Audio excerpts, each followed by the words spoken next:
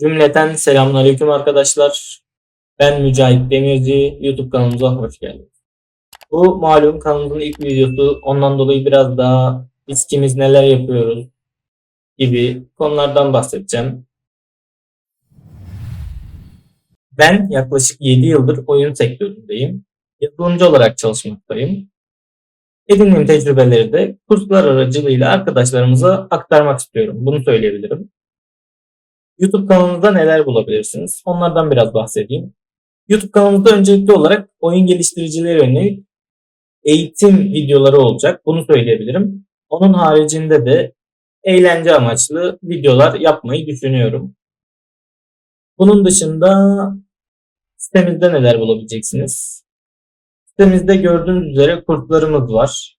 Şu an oyun mimarisi kursunu hazırlamaya başladım. Yakın zamanda yayınlayacağım. Burada aslında neden oyun mimarisi kursunu önce yayınladığımı açıklayayım. Şöyle ki şu zamana kadar ben hep etrafımda da kendimde de fark ettiğim şey mimari kurmakta zorlanıyoruz yazılımcılar olarak. Bundan dolayı en önemli şey mimari kurmak.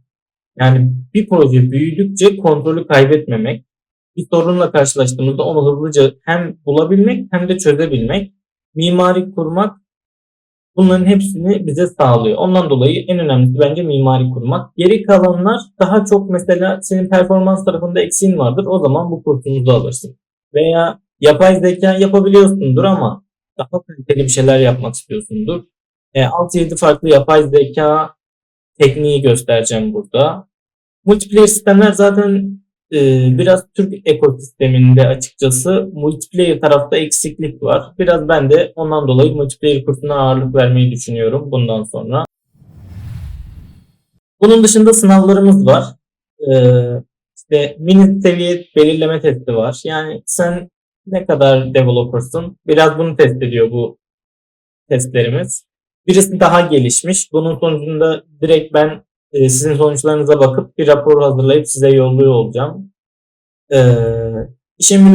İşe alım mülakat soruları da bildiğiniz mülakatlarda karşınıza çıkabilecek sorulardan oluşturduğum bir sınav. Henüz o yayınlanmadı. Yayınlanma aşamasında o şu an biraz daha bekliyor ondan dolayı. Kayıt olup indirimlerden faydalanmayı unutmayın. Eğitim duyurularımızı da mail aracılığıyla yapacağız gelecek süreçte. Bunları söyleyebilirim. Sitemizin linkini açıklamaya bırakıyorum. Beni izlediğiniz için teşekkür ederim. İyi günler dilerim.